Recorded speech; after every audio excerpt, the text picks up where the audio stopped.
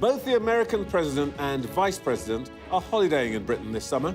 Our American cousins tend to see our country as a quaint medieval backwater, what with our kings and queens, rolling hills, bad teeth and dodgy water. But I don't think they're going to be heading home with tales of merry England. Brits are angry, not least about Gaza. We've been talking to a furious Knight of the Realm. Sir Bob Geldof is donning his armour for a new fight. The people are revolting. We have to house asylum seekers somewhere. They say just anywhere but here. Mr. Trump lands in his mother's homeland and takes a swing at Europe over migration. The Prime Minister's braced for a round of talks tomorrow. Much of the world looked on in horror at those images coming out of Gaza amid increasingly anguished warnings of starvation and criticism of the Israeli government. We'll bring you that exclusive interview with Bob Geldof. Keir Starmer is under pressure from his own MPs to recognise the state of Palestine. We'll speak to Exchequer Secretary to the Treasury, James Murray. Conservative leader Kemi Badenoch joins us live to talk Gaza and protests around asylum hotels. Resident doctors are on strike. They want another big pay rise, despite a 22% increase over the last 2 years.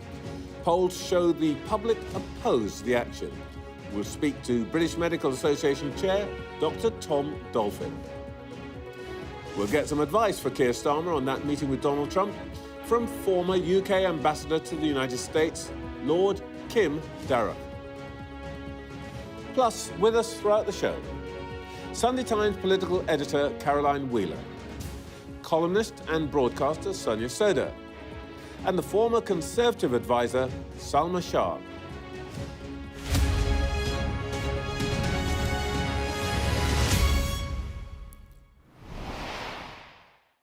Welcome to Sunday Morning with Trevor Phillips. Doctors on strike, demonstrations against asylum seekers, and, of course, Gaza. This morning, Britain feels like a pretty angry place. Oh, for the most part, anger by itself rarely changes anything. But occasionally, it is anger that galvanizes us into action. This year, we've been marking the 40th anniversary of one of the most famous and most fruitful outbursts of rage in my lifetime.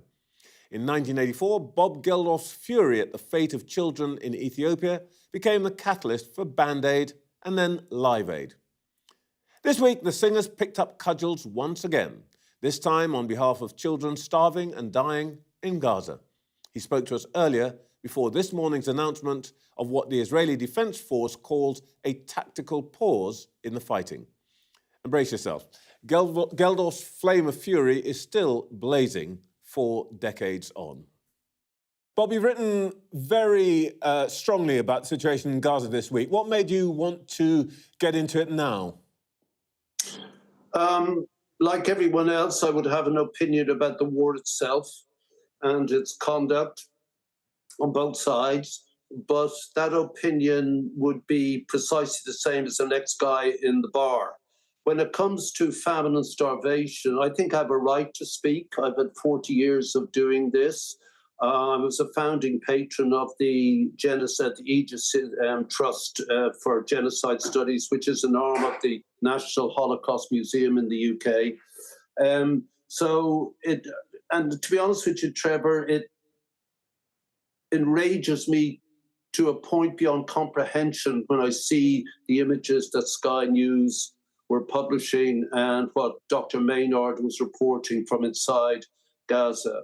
And at that point, I thought that the 40th anniversary of Band Aid, my own past and history with this, I thought I should say something now.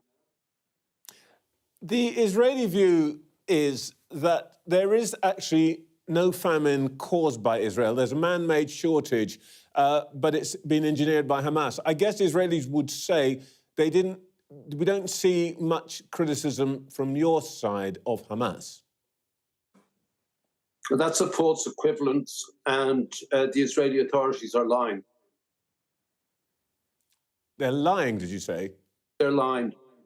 Netanyahu lies, is a liar. The IDF are lying.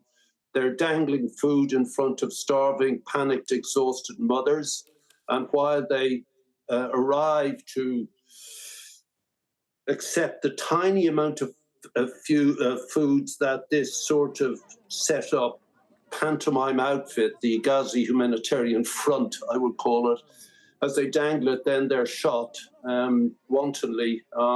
This month, up to now, 1,000 children or 1,000 people have died of starvation. I'm really not interested in what either of these sides are saying. When you target infants and children, when their wounds are no longer capable of healing, when breastfeeding mothers can no longer do this, then everything goes out the window. Talk about recognizing Palestinian states. This, at this point, is a kind of virtue signaling. It's academic. It doesn't matter. This wanton criminality must stop immediately. As an instrument of war, the Israelis would say famine and malnutrition is a crime. Just as a matter of fact, the Israelis would say that there are over 700 trucks sitting inside Gaza waiting for the United Nations to collect them. And they say that this is a result of the UN's own incompetence, that this material, these food is there. And I don't think there's any argument that food is there, is there? I know you have to be fair-minded. I don't. I know this stuff back to front. Band-Aid deals with these sort of people all the time. They're lying. And this is a disgrace. And if the news feeds and social feeds weren't so censored in Israel, I imagine that the Israeli people would not permit what has been done in their name. You actually say in terms that what we're seeing in Gaza is the responsibility of the whole Israeli people. But I think you'd accept that Mr. Netanyahu doesn't command a majority of the voters in Israel, and he faces regular demonstrations against the war. Isn't it a bit unfair to blame all Israelis for this? No, because they're the ones at war. Their government is at war in their name. Whatever about the origins of this war, and I would completely agree with everyone as to what happened on October the 7th, inhumane, disgusting, and disgraceful. But we're way, way past that now. We're down to some base level of bestiality. And if the Israeli people are aware of what's been done in their name, and you've had on Sky News, Dr. Maynard reporting exactly where people are being targeted as they queue for food. Let me just finish this. Yes. And they're being used, quote, as target practice, so that one day they're targeted their abdomens, the next day young men are targeted in their testicles. Trevor, please, anyone watching this, please, we're way beyond the protestations of this government who are stacked with extremists. And Netanyahu has now gone beyond anything he proposed as his war aim. He's flailing. And the object, the subject of this flailing is these children. And honestly, I don't want to hear from Hamas. I don't want to hear from Netanyahu. Stop this by any means right now. The Israeli Defense Force, of course, would contest your description of what is happening around of those course they do. Stations. And show me an army behaving like they do who doesn't. But I think that the issue here is we can see demonstrations weekly by Israelis against their own government. Not enough, mate. And the point I'm really just making is, isn't it a bit unfair to say this is the Israelis as a whole? Stop it. Stop it, Trevor. What's unfair is what's happening to these babies. What's unfair is that image that you showed us. That's unfair. 1 hour from, I've been in Gaza, I've been in the West Bank, I've been in Israel many times.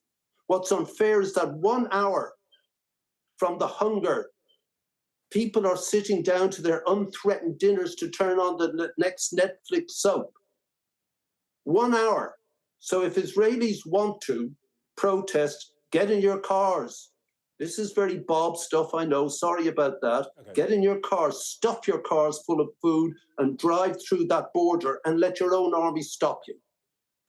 Stop it. You guys stop it. Shame on you. But one other thing I just want to say about your argument, about your article, before we come on to talk about our own government.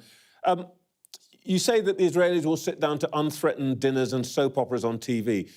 But I think an Israeli would be saying to you now, whatever the truth about what's happening as you've described it, even before October the 7th, before that atrocity, they would say that there were people under constant attack from the Iranians, from the Houthis, from Hezbollah, from Hamas. They do have reason to be fearful, don't they? They do indeed, and I entirely support and endorse the state of Israel. This is not part of this. This is about using infants as instruments of war and starving. Trevor, there are very few people watching this program have held or seen or heard babies dying of hunger, or seen the panicked mothers or the fathers and their failure to take care of their children. Just stop. Just stop. What do you make of our own government's reaction so far? Not enough. And, you know, this is a distractive thing about, let's recognize the state. Absolutely. It should have been done ages ago. But it's not going to make any material difference. Please, Labour MPs, stop signing your letters. You know, stop Prime Minister and that. You know, it's a plain fact that David Lammy would like to immediately recognise it. It's a plain fact Keir Starmer probably would. But he's got Trump, you know, up in Scotland. It's probably, he feels it's in Britain's greater interest to stay as close to the US, especially with this variable president at the moment. So there's big pictures in there, but enough. Guys, focus on the issue to hand. It isn't the recognition of the state. That will come inevitably, and the sooner the better. But that isn't the issue with what you are telling us nightly, Trevor. The issue is, can we stop these children and their exhausted and panicked mothers? As you yourself reported, children are, as the FT reported today, children are taking a teaspoonful of salt and as much water as they can drink to fill their bellies. Who are we?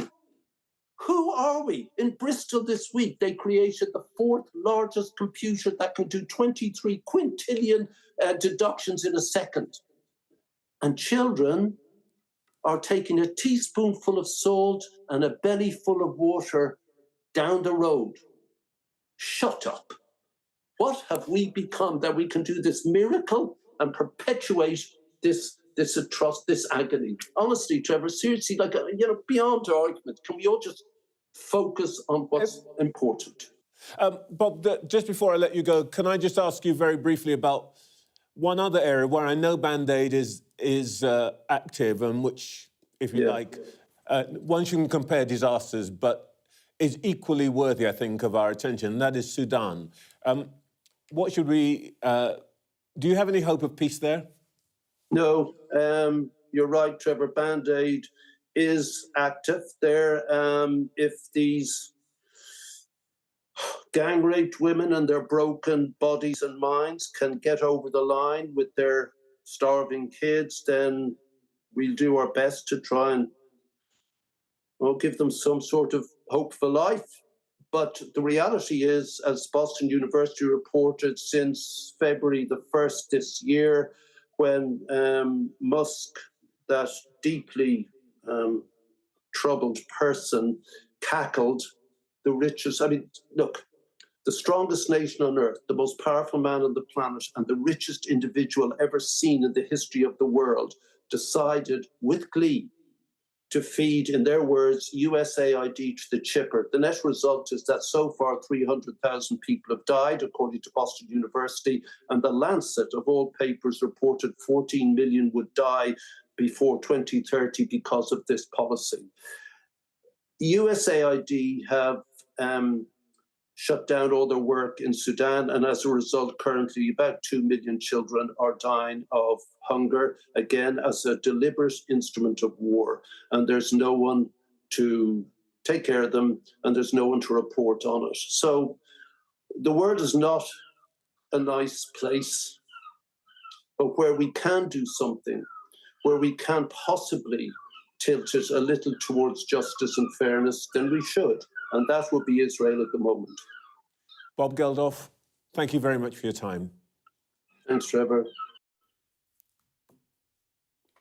Well, we did invite the Israeli ambassador here for an interview this morning. She was not available. Well, the Israeli military has announced a tactical pause in fighting in 3 areas of Gaza. It'll designate secure routes to help aid agencies deliver food. And we've had this response from the Israeli government. Despite the false claims that are being spread, the state of Israel does not limit the number of humanitarian aid trucks entering the Gaza Strip. Recently, the Israeli security establishment has advanced a series of measures to stabilize the humanitarian situation in the Gaza Strip, including the opening of the Zikim crossing, the entry of aid via the Egyptian and Jordanian routes, adjusting the inspection capacity at the crossings, developing joint plans with the UN and international organizations to improve collection capabilities, and more. Over the past month, we've witnessed a significant decline in the collection of aid from the crossings into the Gaza Strip by international aid organizations. The delays in collection by the UN and international organizations harm the situation and the food security of Gaza's residents. That statement from the Israeli government. Well, we can speak now to the Exchequer Secretary to the Treasury, James Murray. Good morning. Good morning. Let's start with what Bob Geldof had to say there. He was clearly sceptical about the impact of recognising a Palestinian state at this time, as called for by, I think, a couple of hundred, more than 100 of your backbenchers. Is he right? I think the wider point behind what he said is that recognition of the state of Palestine needs to be used to galvanise change. So as a government, we're committed to the recognition of Palestine, but we need to work with international partners, and we need to use that moment to galvanise change. It needs to be part of a pathway to peace. And I think that's what's really important, because already 140 countries have recognised Palestine, but there's still this unbearable suffering that we're seeing today. And so in terms of the UK government's position, we need to make sure that we use recognition to galvanise change. You can only recognise a state once, and it has to be part of that pathway to peace. It's still not entirely clear to me where the government is on this. Will you follow the advice of backbenchers and join the French in promising to recognise a Palestinian state without conditions in September? Well, I can say that we're unequivocal about our commitment to recognising Palestine. We think it is... but it's a matter of timing. When you say part of the process, timing is essential to that process. So when are you thinking about doing this? Well, let me just say 2 points. Firstly, in terms of the principle, we are fully committed to recognition of Palestine. That's unequivocal. The Prime Minister has made that absolutely clear. It's not a question of if. What we now need to focus on is how do we make Palestinian statehood a reality.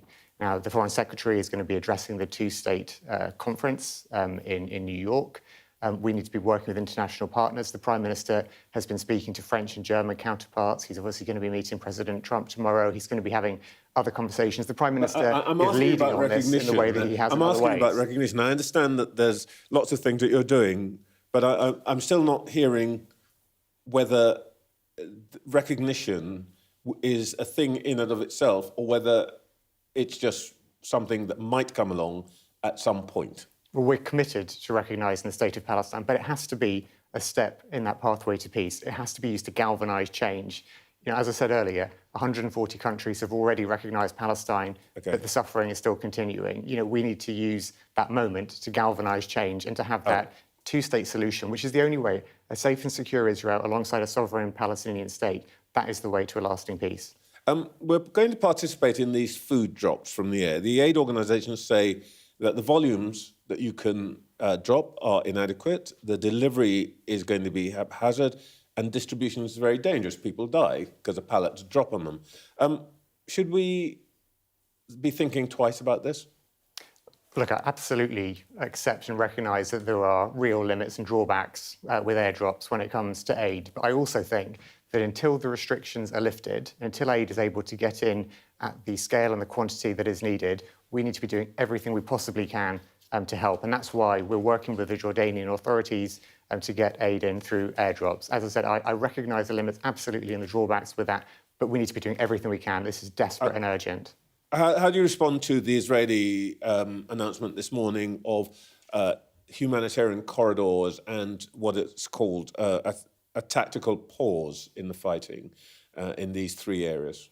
Well, I think what we can see is the situation is desperate and horrifying and completely unbearable, and we need to get that aid in there. The aid needs to be getting unrestricted. But do you think the Israeli action will help you do that? Well, what we need, let's focus on where we need to get to. We need a full ceasefire. We need the hostages to be released. We need aid to be able to get in, and that is the way to then be able to move forward on this pathway to peace I was talking about. I'd rather focus on whether people are going to get food today. Will the Israeli action help that to happen? Well, let's see what happens with that. But as I said, what we are not going to lose sight of is the importance of fully lifting restrictions on aid getting in, so that it can get in at the quantity that is needed to make sure that we can move this forward. And that's part of having a ceasefire, hostages released, and bringing this to an end. All right. The Prime Minister's going to meet the President tomorrow, we understand. Of course, there'll be the usual exchange of pleasantries about what good friends they are. We don't need to go over that. What does Sir Keir want to get out of this meeting? Well, it's obviously largely a private trip that the President is making. The Prime Minister is having a meeting with him whilst he's here in the UK. Well, they're not mates. The President is meeting the Prime Minister. No, yes, I know that. What does the Prime Minister want? Yeah, well, look, I'm sure he'll be discussing issues which you can very easily imagine around what's happening in Gaza, Ukraine. Trade deal, of course, very important that we're the first and still the only country to secure that trade deal with the US because of the Prime Minister's leadership in this area. He'll be talking about that, I'm sure. Are we going to get something more on the trade deal? Well, look, I'm not privy to the contents of that meeting, but I think we can all imagine, the real pressing issues that we'll be talking about, whether it comes to trade or international. I have a very poor imagination. Will he be asking for anything extra in the trade deal? I don't believe that you have a poor imagination, Trevor. I'm sure you can imagine what they'll be talking about in that meeting. But look, the point is, we secured that trade deal. We secured that trade deal because of the Prime Minister's leadership and the relationship that he has with Donald Trump. Well, that's very flattering, Minister. But OK, let's try and see if we can get anywhere on the issue of migration. Mr. Trump says that Europe's making a mess. We should follow his lead in reducing illegal immigration, cancel offers of settlement, mass deportations, even sending people to El Salvador. Just start with one thing. The Labour peer that Maurice Glassman told me this week on Politics Hub that we should deploy the Navy in the Channel. Why not? Well, what we need to do is to smash the gangs who are smuggling people across the Channel. We need to make sure the huge backlog of asylum applications... You guys have been saying smash the gangs in this room week after week after week. Yeah, and this year, 20,000, record numbers, 50% up. Why not deploy the Royal Navy? Let me also tell you what we've been saying week after week, which is that we are absolutely focused on this, but it's not easy. This is not a single switch you can flick. This is not something you can fix overnight. This is something where you have to go at every possible angle. So there's the new powers going through Parliament at the moment to give us counter-terror style powers against these gangs. There's the work we're doing with France and Germany and other countries. There's all the work we're doing to make sure we're bringing down the asylum backlog in the UK. You need to go at this from every angle. I'm incredibly impressed by the fact that you guys are putting in all this work. The problem is that all this work is producing record numbers coming across the Channel. And I'm just wondering whether, it's time to do something new. And this suggestion of the Royal Navy. I mean, by all means, say no, you think it's a mad idea, but why not? Well, it's all the work that we're doing has also produced 35,000 people with no right to be here being deported, asylum decisions doubling. We're reducing the number of hotels being used for asylum accommodation. We're making progress, but this is a big problem to crack, and it will not happen overnight. Look, let's leave aside the issue of reform voters for a minute, because they're clearly not hearing what you're saying. Let's just think about what is happening in Epping and Diss and in Norwich. We reported yesterday over the use of asylum hotels. Shouldn't you just start? You keep saying you want to end the use of asylum hotels, but there appear to be more being used. Maybe a good way of signalling what you want to do is by closing the one in Epping, which is what the local council wants you to do. Well, we're going to end the use of asylum hotels over this Parliament. And we've been clear that at the peak under the last government, there was about 400 hotels being used. That's down to just over 200 now, and more are going to be closing in the coming months. And look, we really do understand people's frustration with this. £6 million quid a day. And it was 9 million at its peak under the Conservatives. We need to make sure we keep bringing down those costs and get on with closing asylum hotels, which we've committed to do over this Parliament. Well, I'm just asking, what's the position on this one in Epping? Local people want you to close it. Local council want you to close it. Why don't you? Well, look, I'm not going to comment on specific cases, but I do understand people's frustration. And whilst obviously there can never be any place for criminal violence, there's absolutely a right for people to protest about this. And I absolutely get why they're so frustrated by asylum hotels, because we're frustrated too, and we want to bring it down. And that's why it's been a focus since But they're we got not into the office. government, you are. Yeah, and that's why it's been a focus for us. One of your own MPs this week said that the Home Office and local authorities are competing for accommodation. Home Office wants to put asylum seekers in these hotels. Local authorities want to put homeless families. Do you recognise that that might be part of the reason that there is local anger? Well, I think when it comes to homeless families, we need to make sure that we're providing more social and affordable housing and improving the quality of temporary accommodation, because we know that we've got a housing crisis in this country. We need to make sure we're doing everything we can to help people to find accommodation they need for them and their families. And that's been a huge focus of the government. You'll have seen everything we've been doing on planning reform, record affordable homes programme, investment in temporary accommodation. Okay. That's all about improving people's lives. James Murray, thank you for your time this morning. Thank you. Right, well, let's see what our panel made of all that. We're joined all morning by the Sunday Times political editor, Caroline Wheeler, the columnist and broadcaster, Sonia Soda, and the former Conservative advisor, Salma Shah. Salma, Bob Geldof is an unusual person to interview, not least because he brings this vast moral authority of his own history and what he's actually done. What did you make of what he had to say on Gaza? Well, incredibly passionate, and I think a reflection, really, of what other people are feeling when they're looking at these images that are coming out of Gaza, especially of starving children. I think the question is, as you have rightly said, what does this actually mean? And he talked about the virtue signalling of recognising Palestine as a state. I mean, fundamentally, what does that change in terms of the crisis situation today? Not a lot. It's sort of reassuring to hear that Israel is opening up these corridors, but there is still a question around distribution and aid distribution. Even if you open the corridors, is it going to be done through these specialist groups controlled by the IDF? So I recognise that passion. I think it does reflect how people are feeling about the situation, but the practicalities that exist still, there's still big hurdles for governments and people on the ground to jump in order to deal with a very specific, very immediate humanitarian issue. Sonia, there's a big head of steam, I think, within the Labour Party for recognition. We'll talk a bit later to Kim Darroch about what that might actually mean, but what's the politics of this? Well, I think the politics of it are that there are a number of Labour MPs who think that the Labour government should be coming out more strongly. We have seen the rhetoric about Israel's action in Gaza harden quite a lot, I think, in the last few months, but there are MPs who want it to go further and are willing to push the government very publicly about that.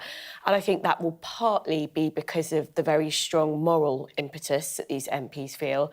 It's also, I think, probably partly a product of the fact that this is a very live issue for many MPs in their constituencies. And I think some of them think that Gaza could be a big issue when it comes to the next election. So I think it will be a product of both of those things. But, to come back to what Salma was saying, I think, the difficulty for the government is what do you practically do to try and resolve the situation, as Bob Geldof was saying, as quickly as possible. And we really do have a situation where Netanyahu's government doesn't appear that biddable to... there's clearly international pressure is working to some extent in the sense that we've got this tactical pause. But when it comes to actually getting aid in, we've got a situation where Israel is not allowing independent journalists in to verify reports, essentially, that the way that this aid is being delivered A, it's not enough, and B, actually it's leading to people dying because you've got security around this aid. You know, there are reports that they are allegedly firing indiscriminately on citizens who are trying desperately to get food, and Israel's saying, oh no, that's not happening. But at the same time, they are not allowing independent journalists in to look at this, and that is a massive, massive problem. And if Israel wants to counter these claims, it needs to be letting journalists in, and it's not doing that. Caroline, your paper this morning published, an opinion survey about a series of things, but one of my striking findings is movement of public sentiment on this issue. Yeah, that's right. I mean, traditionally there's been quite a split, and an even split really, in terms of what people think about the conflict, with people fairly evenly divided between those that support the Israeli side and those that support the sort of Palestinian side. But actually what this survey brought out is that there has been a real shift in public sentiment on this since the October the 7th attacks in 2003, and that now there is a 29% support for the Palestinian side over the Israeli side, which is an 11% shift from where we were in 2003 when the last survey was done. So it does show, I think, that those really arresting images that we've seen on our television screens in particular, or certainly that's what I think may have switched the kind of public mood, is having an effect, and does mean that people are waking up to this really serious humanitarian crisis that we're seeing on our television screens all the time now. Can I just say, what I find really interesting about this survey is that neither side, both sides equally, are above the Palestinian side. And I think that is also a reflection about how people are feeling. I think the issue around this has always been, for the international community, is that you have to pick a side. And it's not about picking a side. You can equally hold two thoughts in your head, that Hamas is an awful terrorist organisation and the Israeli government, in its current incarnation, cannot starve children. And both of those things can be true. The issue has been is that we do feel like we have to pick one or the other, because this has been, ongoing for such a long time.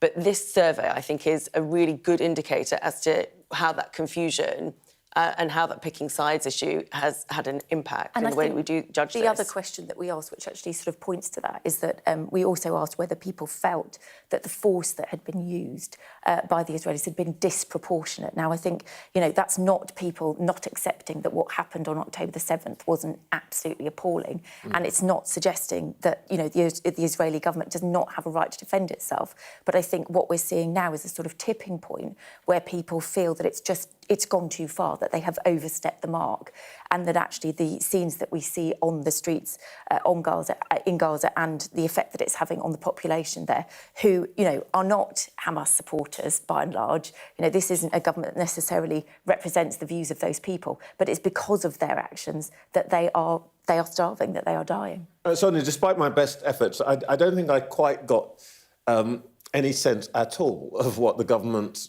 really means when it says we support the recognition of a Palestinian state, and what the timing on that might be, what the conditions might be. It's funny, all of these kinds of issues in my journalistic history were always sort of slightly marginal. Foreign affairs and Northern Ireland, but important to journalists, but actually, frankly, wouldn't move the dial. The sense is that for this government, this will move the dial amongst voters. Yeah, I think particularly in some constituencies where you've got, for example, a lot of Muslim voters who feel very, very connected to the Palestinian issue because of that. I think particularly with some younger voters, some voters who might have been thinking about peeling away to the left anyway. So I think rather than, it's clearly an issue that the public really care about now and has permeated the public consciousness. But I think one of the reasons why Labour need to be worried about this politically is because of specific groups and constituencies who it might affect. I do think it was interesting, that repetitive answer that you got from the minister there, which was, you got the same answer about 5 times. It's not uncommon sometimes with ministers. But I think that is a product of, they're giving us a public answer, but behind the scenes, I think Bob Geldof was right, actually. I think a lot of this is about politics, our relationship with the US. Should we be seen to be acting before the US does when it comes in terms of recognition? And to be fair to Starmer, I do think he's got a tough line to tread there, because you know, there are reasons to keep the US close, both in terms of Gaza situation, because it is Trump who has the most influence on Netanyahu, but also in terms of trade. The only thing there is, if Starmer can't have it both ways. He can't be like, oh my God, I'm such a great pal of Trump's, and then also be like, no, I can't say anything about this really big, massive humanitarian issue that's going on. So you can't have it both ways, and it's sort of starting to irk me when it's kind of like, oh, they're really great pals, and he's hanging out with them in Scotland. Does that really make a difference? Caroline, briefly, does this slightly add to the narrative about this government, which is that they're not quite decisive, can't quite see what they're going to do about anything? Yeah, I mean, I think that's certainly the impression that you get when you put those kind of questions about kind of timings and specifics to people. But look, behind the scenes, I think it is a really difficult moment for this government because, as Sonia said quite rightly, you know, it does have a connection, this issue, with the population, with voters. They want to look like they are doing something, but actually the levers that we have to pull in this situation are actually quite limited. And so I think it's right that the Prime Minister is going to go and see Donald Trump this weekend, because actually the thing that can affect the most change in this situation is that ceasefire. We'll come back to that a little later. But first, let's get the view from the Conservative leader, Kemi Badenoch, who joins us now. Let's start with Bob Geldof. What's your reaction to his accusation that the Israeli authorities have been lying about the situation in Gaza? I disagree with that. What I'm seeing is Israel allowing humanitarian aid to go in. This has been an unbelievably difficult situation. It's been heartbreaking seeing some of the pictures, hearing those stories. And what we all want to see is this awful war coming to an end. And that will happen when those hostages are released. We need a ceasefire. You refer to the pictures that we're seeing. Have those pictures at all led your pretty much unwavering support for Israel to waver at all? No. War is a difficult situation. And what I see when I see Israel is a country that's trying to defend itself, mostly from Iran and a lot of its proxies, Hezbollah, Hamas, the Houthis, and I think they're in a very difficult situation. And what worries me is that the length of time that this war has been going on is making it very difficult for the people in the Palestinian territories and also for Israel. We need to bring things to an end. Well, are you, with respect, I mean, you are unusual in political leaders in that you've lived in a country that's experienced real war. So when you say war is a difficult thing, I respect that. It's an understatement, yes. It's a big statement. But is that quite enough of a reaction to what we've been seeing this week, starving babies and so on? And if we can call it up again, from the Sunday Times polling this morning, it feels as though the country is moving away from Israel and its supporters because of what we're seeing. That's very likely the case. But I'm somebody who believes in looking at what's actually happening, what are the facts, and how do we make sure we are always doing the right thing. The right thing is for there to be a ceasefire. A lot of people are suffering on both sides, but we mustn't forget how this started. On October 7th, a massacre occurred. It was an act of war. There are still people who are being held hostage, and they need to be brought home. All of this could be brought to an end, except that those territories are being run by a terrorist organisation. We cannot allow a terrorist organisation Gaza's not exactly to win. being run by anybody else except the Israeli Defence Force right now, isn't it? I mean, the point is, to what extent... If that was the case, Trevor, then the hostages would be home by now. I don't think that what we should be doing is pretending that Israel runs Gaza. Are you saying they have no responsibility for what we're seeing? Of course they have a responsibility to make sure that aid gets through. And I think that when we see all those pictures of the people who are starving, of the people who are suffering, it brings home just how quickly we need to end all of this. That's what we want to see. But I also know that allowing a terrorist organisation to win is not going to be safe, not just for Israel, but for the rest of the world. This is how they get incubated. And then 10, 15, 20 years' time, the rest of us suffer for it. We need to bring this sort of terrorism to an end. All right, let's talk about some of the issues that are going to confront the country this week. Immediately, I suspect many people will be thinking about the effects of the doctors' strike. Have you got a message for the BMA this morning? Yes. Yes, we need to bring this sort of strike action by doctors to an end. And the Conservative Party is happy to work with Labour in the national interest versus the BMA, which has become increasingly militant. We need to introduce minimum service levels. That's something that we brought in when we were in government. I did that as business secretary. Labour's scrapping that.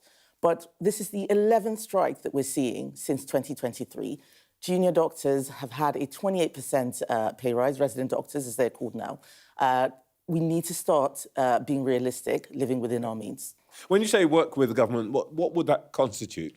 Well, at the moment, what we see is a government that is afraid to take on the BMA. I remember when West Streeting they've been pretty clear with the BMA. They said that you're not going to get any more money. The Secretary of State couldn't be clearer. But they can't negotiate. Last year, West Streeting said, well, we're going to sit around the negotiating table. We'll sort this out. The Conservatives couldn't do that. They gave away, if I may, Trevor, they gave away all of their hand. They didn't get anything in return. No reforms. And actually, what we need to look at is who suffers. The last set of strikes meant that patients died. People die when these strikes happen. It's not a joke. And I don't think that Labour know how to negotiate. We're prepared to work with them to bring in legislation. Hang about. We're prepared to work with them to stop this sort of hang about. Last set of strikes under your government. They can't, strikes doctors, train drivers and so on, that Labour can't negotiate. You couldn't negotiate your way out of any of those strikes. We didn't give away a 28% inflation-busting pay rise. Labour but you didn't stop the strikes. The first thing well, neither have they, but at least we didn't pay billions for it. The strikes between 2023 and 2024 cost the NHS about £1.5 billion. That's taxpayers' money. There are people who have operations that are delayed. There are people who died. This set of strikes in 2025 is set to cost £370 million. And what we do know, Trevor, is that this government doesn't have any money. They're losing money. They're taxing people more. Everyone's suffering. And they promised that they would tread lightly.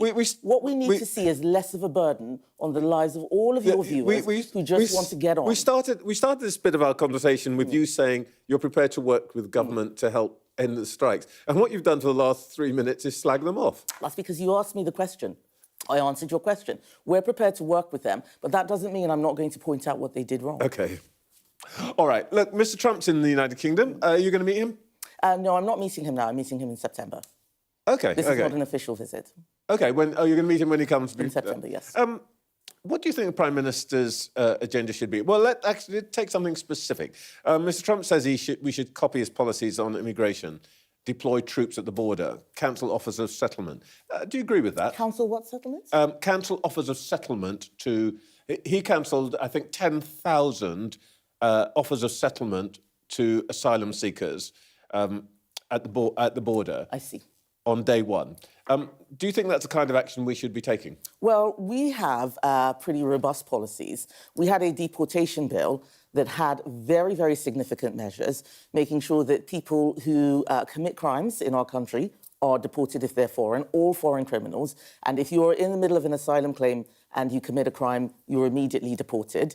It was, that deportation bill had very serious measures disapplying the Human Rights Act. I'm asking you what we should do now. Yeah, but that is what we should do now. That is what we should do now. We should be deporting people.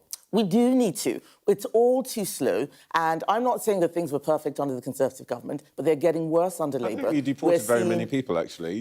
This Labour government deported more than you did, by quite a distance. But they're talking about a different cohort of people. What we're talking about is the small boats crossings, which have increased 42% since Labour came in. That is not where the deportations are happening. They're carrying out the easy deportations, not the difficult ones. So I think we need to make sure that we have a very robust migration policy. On small boats migration is too high on right small now. boats crossing, what do you think? Royal Navy in the Channel? Turn back the boat? What we need to do is make sure that we are enforcing. We need a deterrent as well. What we had last year was the Rwanda plan, which never quite got off the ground. Before you get to Rwanda, what about the Royal Navy? A third country deterrent would mean that people wouldn't even be coming here in the first place because they would know that they'd be going to Rwanda. So I asked you about the Royal Navy in the Channel. Should the Royal Navy be deployed in the Channel to turn back these boats? The Royal Navy should do whatever it can within its remit. But if you speak to them, they will say that a lot of the things that they're being asked to do and not things that they could do I don't know whether to legally. translate And that this as yes or no. Well, because it's not a yes or no question. You're asking me for an opinion. Well, People need to either they should be understand- deployed or they shouldn't. No, well, people need to understand what they can do and why. And what I'm saying is that we need to make sure that people don't get here in the first place. We have a returns agreement with France. It doesn't quite work. It wouldn't matter if the Royal Navy was taking them back, if France just allowed them to come back here again, which is what we're seeing. What we need is a third country deterrent where people are processed elsewhere. That's where the Royal Navy can help and get involved. OK, what And about making El sure that we can Salvador? go to That's the other Rwanda. suggestion this week. Send them to El Salvador. Why? Why not? Third country. Well, this is the thing. We had a very, very detailed plan for Rwanda. There are no plans at the moment for El Salvador. Just throwing countries' names out there without plans is not what we do. We make sure that we have a detailed policy and explain how we're going to do it. Right. That is not what Labour is doing. Okay. They're completely at sea. We look around the country, seeing protests in places like Epping, around migrant hotels. We need to deal with this. They don't have a plan to deal with anything. Sorry, I'm only hustling you because I think you should have the chance to say something about the unrest in Epping and elsewhere over asylum hotels. Do you agree with your colleague Neil Hudson that that hotel should be closed immediately? And if you do, where should those men be put? Yes, I do agree with Neil Hudson. This is something that I, as an Essex MP, have also stated. I gave an interview earlier this week where I said that. Those people who are protesting are having legitimate protests. Lots of agitators are coming in trying to whip them up, but they are explaining that what's happening in their community is not right. We saw someone from that hotel commit a crime. What we need to do is make sure that we process these applications quickly and try and make sure that we don't have so many coming here in the first place. That's why that third country deterrence is so important. You need a joined-up plan. Right. We're talking about the end of the problem rather than the beginning. Let's start with the beginning of the issue. Just a very quick... Just how people get here in the first place. Just a very quick last question. You told the national newspaper this week that your model for economic success is the Argentine leader Javier Milei, who famously said he'd take a chainsaw to public spending, then cut it by 30% inside a year. Have you got a chainsaw? We need to live within our means, Trevor. We've been having a long debate about welfare. I know that, but are you going to bring start. out your chainsaw? No, I wouldn't literally use a chainsaw, but it was a very, very visual story that he told about making sure that Argentina lived within its means. We're a different country, we have a different setup, but we need to start thinking about the next generation. We are borrowing our children's money to pay for today, to pay for welfare. We're paying £100 billion on debt interest. That's just not fair. OK, it's very disappointing. I like a leader who knows power Would you like tools. me to get a chainsaw? I like power tools. Kemi Badenoch, thank you for your time this morning. Thank you, Trevor. Now back to our panel. Caroline Wheeler, Sonia Soda and Salma Shah. Let's talk about the Epping story. Sonia, nobody seems to be able to solve this. The Labour MP Florence Eshlomi said this week that the Home Office is competing with local authorities. This is a very dangerous thing, isn't it? It's not just one area. Yeah, I think it's clearly something that politicians are worried about, and they're worried about these situations arising around other hotels over the summer. And I think it's something they should be worried about, because we sort of live in a time where there's fertile territory for this stuff. We've got social media, we've got misinformation spreading. People are genuinely really angry about this issue as well. They see it as being incredibly unfair. So I think politicians are right to be worried. And then you've got politicians who are looking to, whip up anger and sort of instrumentalise it in their own political favour. So I think politicians are right to be worried. I think the problem, and it's true for every government, it's true for the Conservative government, it's true for this Labour government, it's very easy for reform to cart from the sidelines, but they're not actually in power. Problem is, this is a genuinely extremely difficult issue. We've always had irregular movement of people, for as long as the world has existed and humans have lived on this planet. And the truth is, it is very, very difficult to stop. And the EU has found that for a longer period of time when it comes to Mediterranean crossing. So you can have politicians saying, we're going to smash the gangs, we're going to do this and that. The truth is, it's really tricky. The thing that I think is very interesting from this Labour government that's new is a negotiated agreement with France whereby you get people returned, and in exchange you take people who've got connections with family to this country. The issue is the agreement with France doesn't go far enough in terms of numbers. If you could get it, for example, to a point where more than half of people who are coming here automatically get returned to France, I think that could act as a deterrent and be lawful in a way that the Rwanda scheme just wasn't. I think they tried that with the French, and I think the answer was no. Caroline, I was quite interested in what Kemi Badenoch's position. I mean, she's got a problem here, hasn't she? Particularly on these asylum hotels. This thing is, I won't say it's catching fire, but it's got resonance across the country. And the person who is possessing it right now is Mr. Nigel Farage. Yes, I think that's right, because, of course, this situation didn't just crop up when the Labour government came in. This is something that we've been dealing with for a long period of time, and actually it peaked under the last Conservative government, and we know then that they were spending, £9 million a day on accommodation for asylum seekers, precisely because it's very difficult, as Sonia was saying, to stop the boats, as every government for the last few years has found. And I think the problem that we've got here is you've got a populist party that is going to pick off those issues which the public are rightly angry about and start making a lot of noise about it. And you've got the government which can basically point to what it's doing, and you're right about the French agreement, and I think that that's what we're going to hear more about this summer when that becomes kind of operationalised. That could have an effect if the numbers involved were increased, because that's really where it becomes unstuck. If it's only going to be, 50 a day or whatever they've agreed to, it's not going to move... 50 a week, 50 a week. It's not going to move the dial very quickly, although I do know that people in Number 10 are very excited about the scheme and do think that the research that they've done in it suggests that it could be a dial changer. But, and there is a big but, you've still got another party who is able to point to this situation, to show to voters and point out to voters the unfairness. And it is that word unfairness that I think we come back to all the time, that there are families who don't have places to live, and they see people coming into their communities being given hotel rooms, and they're not enjoying the same kind of quality of life at all.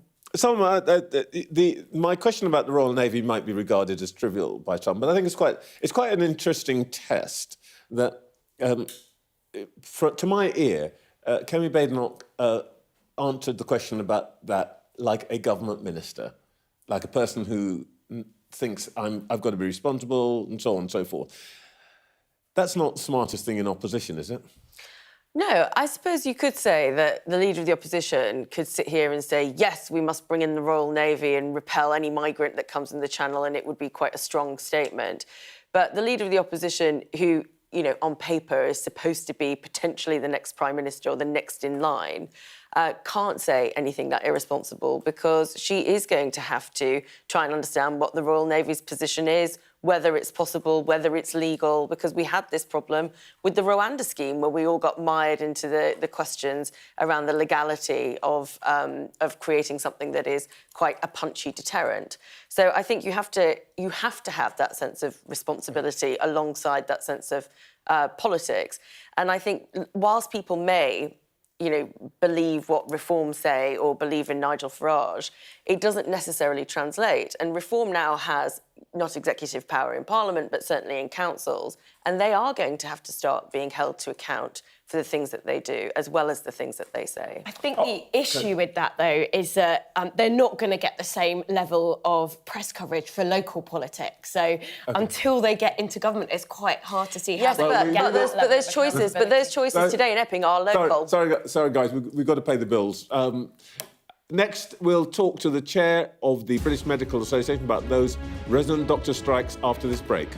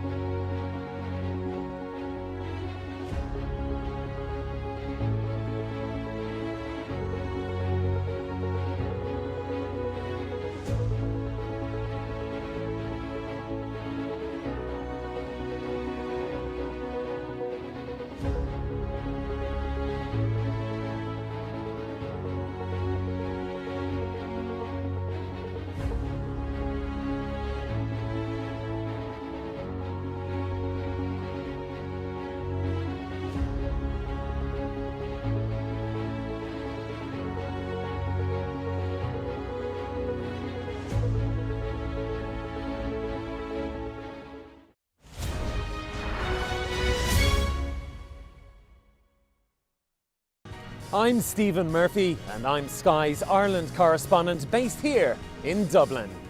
The waters of Ireland and Britain should be home to great white sharks.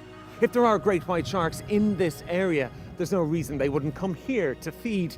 It's basically a buffet on a beach. This could be not only a record-breaking storm, but potentially the most dangerous storm ever to hit Ireland.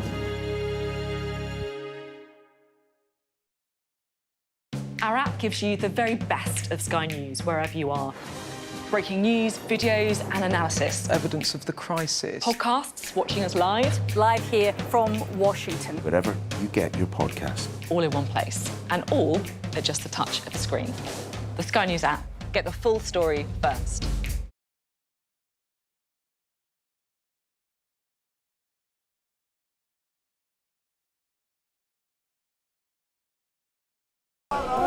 Turkey is burying its dead. Whole families died in this collapse. Generations wiped out. I'm Siobhan Robbins, Sky's Europe correspondent based here in Berlin. This is just a small sample of the deadly arsenal taken off the streets. Anyone could say, I'll do that, and then have to go and shoot someone. Yes. Sky News. Get the full story first. We are under Israeli military restrictions in terms of some of the things that we can film, but it's important to be in there. What a slow drive for the president as he approaches his golf club. 4 more years! Free wherever you get your news. I'm Mark Stone and I'm Sky's correspondent based here in Washington, D.C.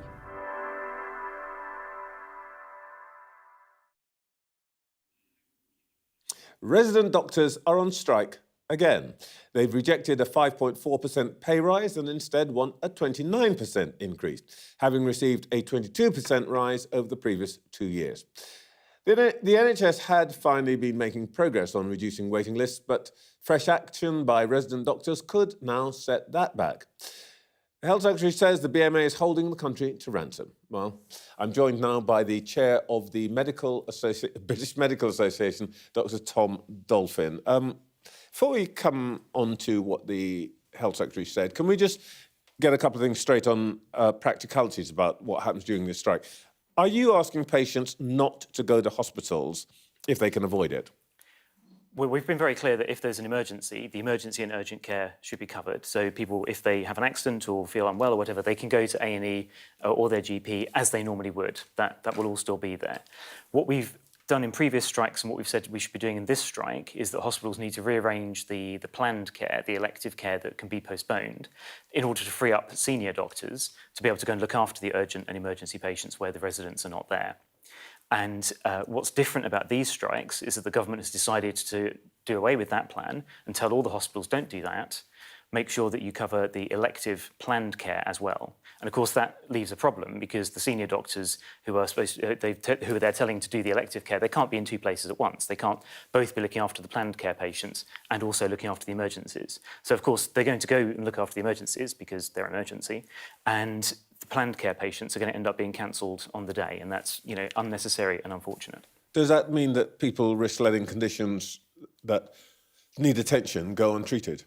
Well, the NHSE medical director, Dr. Pandit, has said that they're quite happy to postpone the patients for a couple of weeks to a different time slot in order to facilitate that. And of course, let's not forget that every day in the NHS, I mean, I'm a doctor, I see patients every day being cancelled for all kinds of reasons. There's no staff, there's no theatre space available, there's no beds is a major one, particularly even now in the summer. It's not a winter crisis, it's a year-round crisis. All right. By the way, are you, the BMA, recommending that consultants backfilling for junior colleagues, as you say, are going to charge £6,000 a shift? I don't recognise that figure, but what we are recognising is that... What number should they charge? So I was going to say that when people are doing this work, they're doing it outside of their usual contract, on top of their usual hours. Those are extra contractual work. It's work that it's not part of their usual contract, and it's up to them to negotiate the level that they want to in the local. So what sort of level are we talking about? Whatever they can manage to negotiate with their employer. So that it could be 6,000, or I've seen 8 grand. I don't think that's likely. I've not heard of that actually happening in reality. Well, but basically it's going to be a free market. They get as much as they can out of the NHS. I think if they're doing work beyond the many, many hours they do, and they're on call periods as well, outside of that contract, they should be able to negotiate the rates that they can agree with their employer. It's up to the NHS to agree those. All right, one other thing. You're balloting consultants for strike action. Do you expect them to vote for more strike action in the autumn? So this is an indicative ballot. It's not the ballot that then leads on to strike action directly. It's a testing of the waters to see where people are. We're certainly very aware already, even before we've done this ballot, that consultants are also very much down on their pay. So we're comparing it to 2008. We're still missing. We've had pay rises last year that restored some of that value of the pay, but we're still missing a fifth of that pay. You had a big pay rise last year. I mean, it was huge. Yeah. So where we were before the pay campaign started, we were missing a third of the value of our pay. Yeah, but lots of people had pay degradation. Not as badly as doctors. Doctors, if you look at the graphs, doctors are way down compared to everybody else. Even nurses who've had a pretty bad time are not as badly off as doctors in terms of lost pay. OK, well, look, can I put this to you in the way that I think an ordinary person would understand it? You complain that newly qualified doctors are earning a bit over £18, 1862, some cases less than their assistants. But that is actually the average earnings of all people in the workforce, many of whom are never going to get anywhere near the typical earnings of your members, which are north of £60,000, £70,000, and don't have the chance to bolster their earnings with overtime. Isn't this a bit unrealistic? I think when you look at the international market for doctors... No, never mind the international market. But no, your doctor, it's a comparison I'm What making. about the patients who you are treating and the taxpayers who pay wages are hearing you say that somebody who... that your starting point is where the average person is. But actually, pretty soon, your members will get on to earn maybe twice that. But you think you need another 29% on top of that? Well, the reason I mention the other countries is because they value their doctors appropriately and they recognise in the other countries it can be 2 or 3 times the salary it is in the UK. So we're getting a bargain. Yeah, but we're not other countries. We're getting this a bargain. Country. Yeah, but the doctors could quite easily, and they do go overseas. We're seeing them go overseas. And if they want to do that, they do that. The question is, do you understand how the average person would see this? And I think the average person recognises 2 things. First of all, they recognise the very long training and the very long hours that go into becoming a specialist. You know, sort of more than... It took me 15 years to get from starting medical school to becoming a consultant. 10 years ago today, I became a consultant. Since then, you know, the situation we're now in is that we've... Sorry. OK. Yep. OK, let's have a look. Can I come back with another analogy? Yeah. No, but let's have a look at the facts. Yeah. Here's where your average your starter is going to start at whatever it is, 43%, and that's only 1 in 10 doctors. Very quickly, they'll move up to the resident doctors will move up to 67,000, 76,000, and in 3 or 4 years. Now, teachers will never get to that level unless they become head teachers, and that's after 20 years plus. I mean, do you see why this is such an odd and extraordinary demand? Can I say 2 things? Go on. The first thing I was going to say is that I think all of your viewers would understand that if your employer owed you £1,000 and you went to them and they gave you £800, you would do something about that.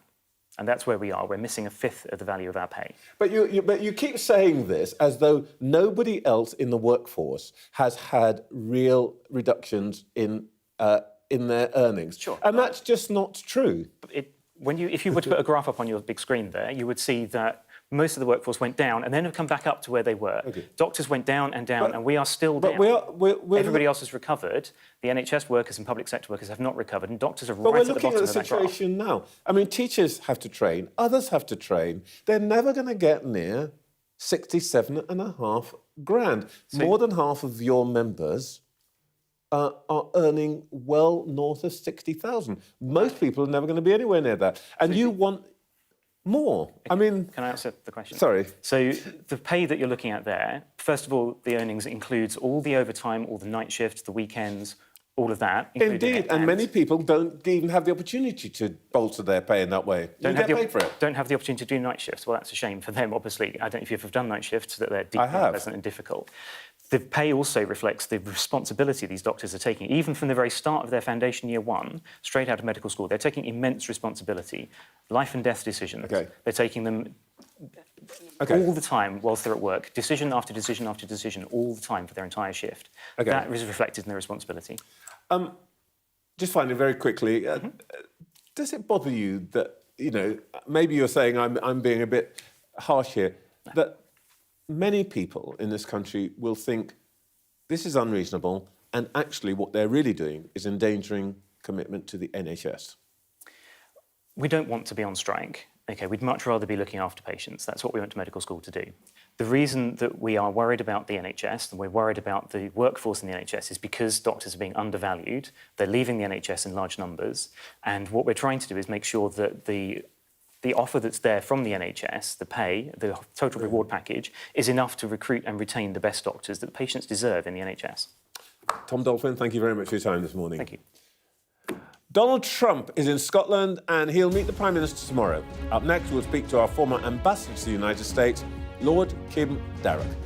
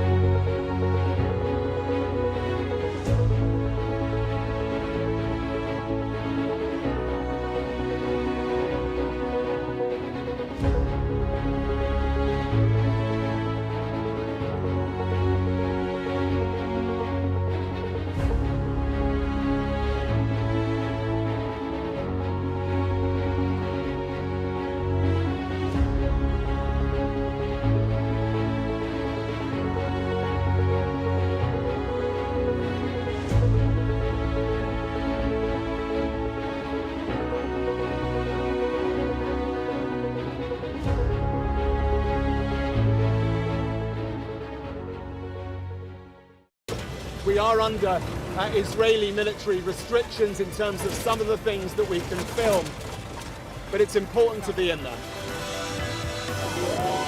What a slow drive for the president as he approaches his golf club. 4 more years!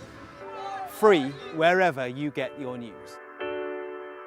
I'm Mark Stone and I'm Sky's correspondent based here in Washington, DC.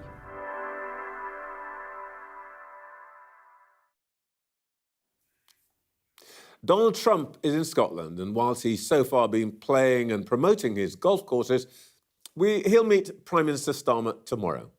So, what is the best way to walk the diplomatic tightrope of meeting Donald Trump?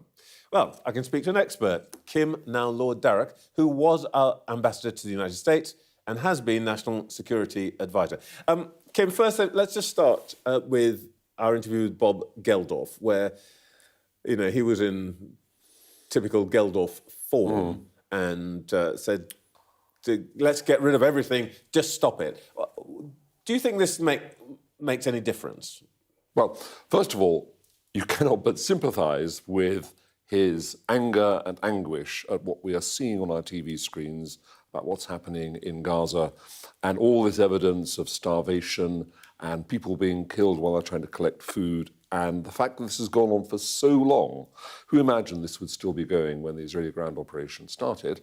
Does it make any difference? Look, some of the things that the Israelis have done, like I see this morning an announcement that they're going to have a temporary pause of some sort in military operations, suggests that international anger and pressure over what's happening in Gaza is having some impact on the Israeli government's behaviour.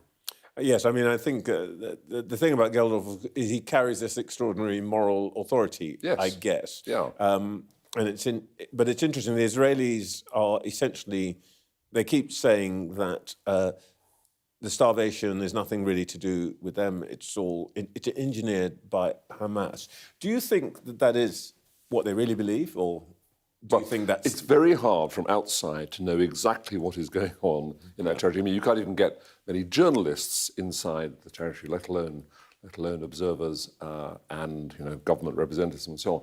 So it's hard to say, but there is very obviously a problem that they aren't addressing about how aid is being distributed. And if you are reduced to dropping aid by air, which is about the most ineffective and unfair system for dropping aid, because if you happen to be next to where it gets dropped, then you're going to get some, and if you're a couple of miles away, you're not. So if that's the only answer, we're in a really bad way. So the Israelis have to find a way of getting aid out fairly and in much, much greater quantities than it is at the moment.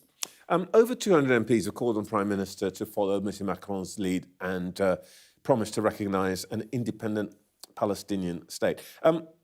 Let's talk in a minute about the rights and wrongs of that. But if we were to do that, how would that actually work? I mean, what would we recognise and what would it mean in practice?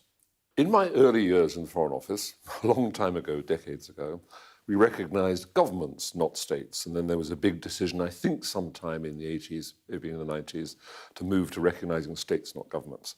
Now, there are actually legal criteria around this set, would you believe, in the 1933 Montevideo Convention.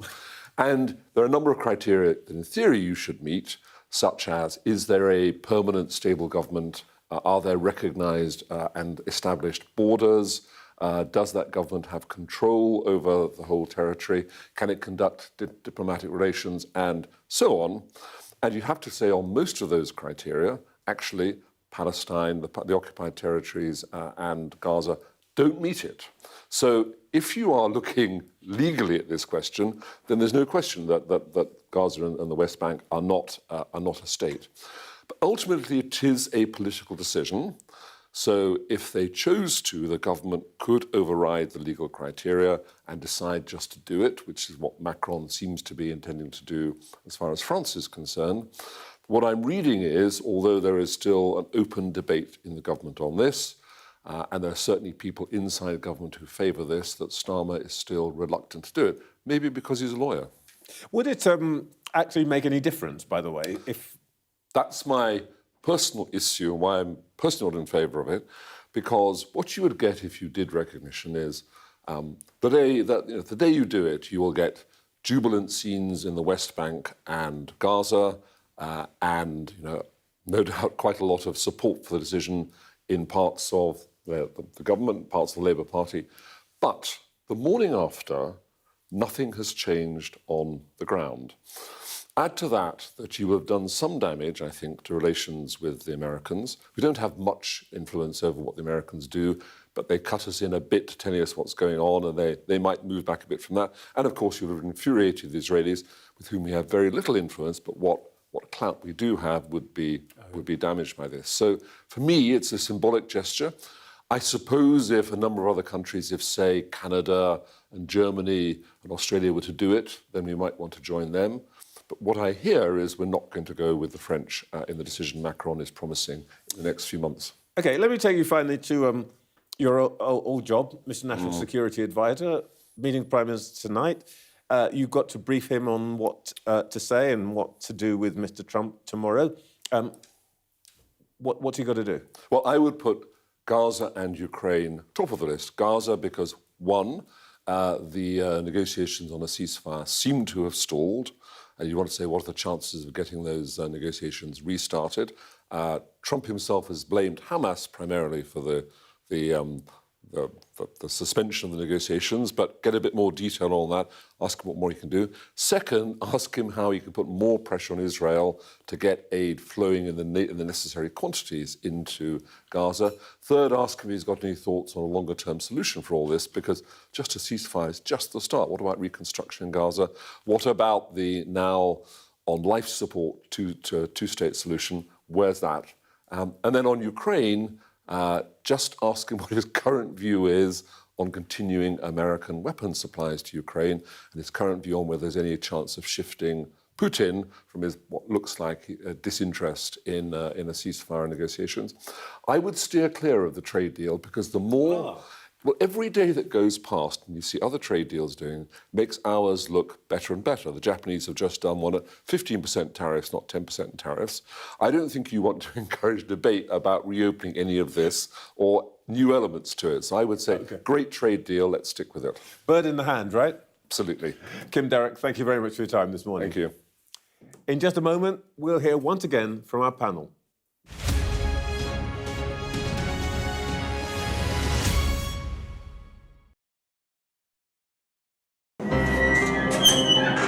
We've come to one of Moscow's Cold War bunkers. It was built as a top-secret command centre. Being here really feels like you're stepping back in time. I'm Ivor Bennett, Sky's Moscow correspondent. A show of military might and menace. Courage, bravery and sacrifice will win the day. It's a new subject. They'll learn about combat drones and some how to handle a Kalashnikov. The Kremlin continues to put forward its own version of events, both present and past. There's no mention of the fact that Russia invaded its neighbour. That's rewriting history, isn't it? Now we have to read it carefully. Vladimir Putin put forward his plan for a ceasefire in Ukraine, telling Kiev, pull out of your eastern territories and the war will end. Why should the West trust you? Frankly, I don't care whether the West trusts us or not. Vladimir Putin is already the Kremlin's longest-serving leader since Stalin. The question is, what will a fifth Putin term mean for Russia and the world? Why do you support Vladimir Putin, Mr. Segal? I can't answer questions that stupid. I've watched Vladimir Putin attempt to create a new world order. The St. Petersburg Economic Forum was the backdrop to Vladimir Putin's latest verbal volley that Russia could send missiles to other nations to target the West. Ambassador, I wonder, shall we have a quick word for Sky News? Is the West right? Are you fueling Russia's war machine? Swedish media, oh my God, you're not afraid of being here. American journalist Evan Gershkovich is on trial here, but was first on display. Russia says Evan Gershkovich was caught red-handed, but has never produced any evidence to back that up. Sky News. Get the full story first. What might happen if Russia attacked the UK? This is clearly an enormous show of force. It is definitely out of the ordinary. We ran a war game with former ministers back in the hot seat. Ben Wallace. Amber Rudd. Jack Straw. It's the kind of war game that's genuinely tested inside government. The Russians are signalling that there may be an attack. Russia knows our weaknesses, but do you? I'm Deborah Haynes. From Sky News and Tortoise, this is The War Game. Listen wherever you get your podcasts. Turkey is burying its dead. Whole families died in this collapse. Generations wiped out. I'm Siobhan Robbins, Sky's Europe correspondent based here in Berlin. This is just a small sample of the deadly arsenal taken off the streets. Anyone could say, I'll do that, and then have to go and shoot someone. Yes. Sky News, get the full story first. I'm Stephen Murphy, and I'm Sky's Ireland correspondent based here in Dublin. The waters of Ireland and Britain should be home to great white sharks. If there are great white sharks in this area, there's no reason they wouldn't come here to feed. It's basically a buffet on a beach. This could be not only a record-breaking storm, but potentially the most dangerous storm ever to hit Ireland.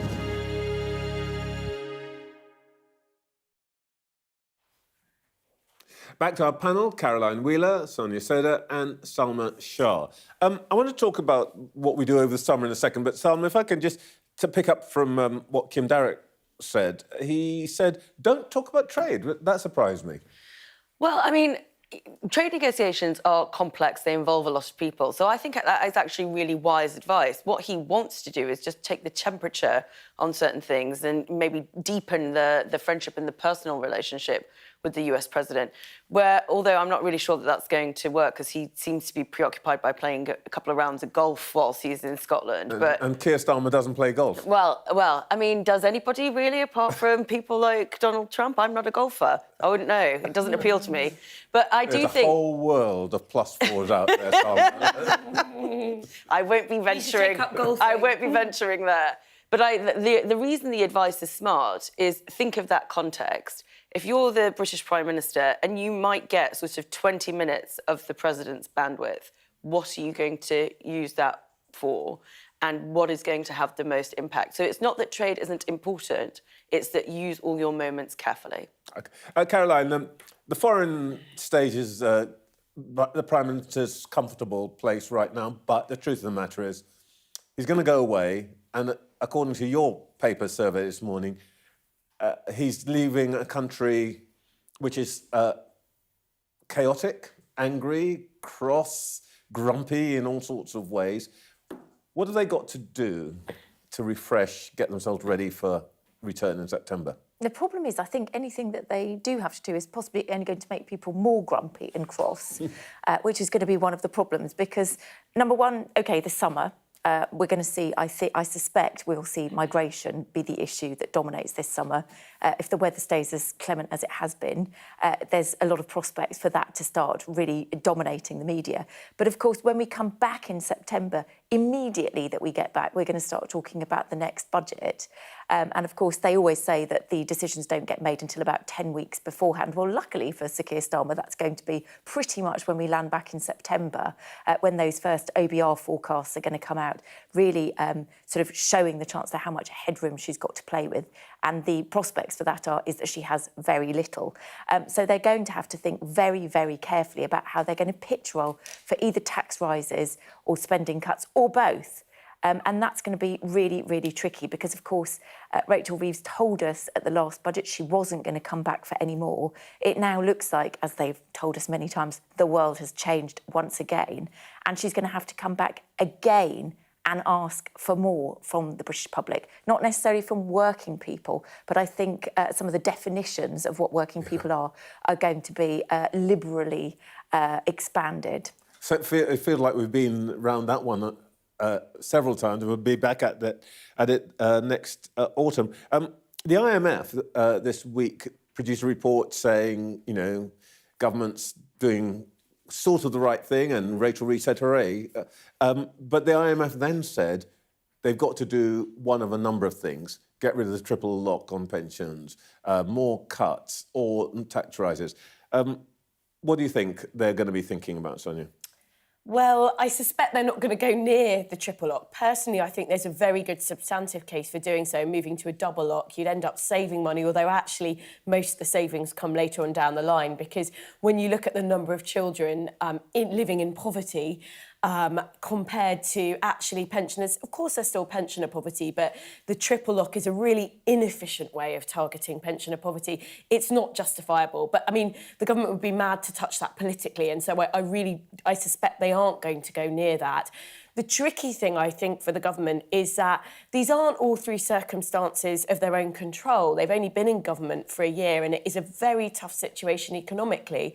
The problem is that they got elected on a platform of saying, you know, it's basically the last lot were incompetent, vote for us, there'll be growth, you'll all be feeling great by the time of the next election economically. And that isn't transpiring at the moment. And until that happens, because that was their platform, then they haven't really earned the right to, you know, for voters to listen to them. So I think they're in a really tricky spot, actually. Well, I mean, I would agree with the fact that they're in a really tricky spot. And, you know, there's been lots of questions about wealth taxes and, you know, Jonathan Reynolds and the Chancellor sort of repelling the idea of one. You know, and I would slightly disagree with the idea that it wasn't a problem of their own making. You know, the NICS changes, the threshold changes, the sort of stagnant growth. Yeah, they've definitely made political mistakes, but they've made the situation worse than it should have been. But if they don't have anything on growth, then it's going to be a really difficult next year too. 10 seconds. Well, actually, we are actually at an end, and it is time for our summer break. We won't be back for a month or so. A nation rejoices or mourns according to your taste. But you'll still be able to get your fill of politics here on Sky News all the next month. But we'll be back at the end of August after your holiday. Have a good one.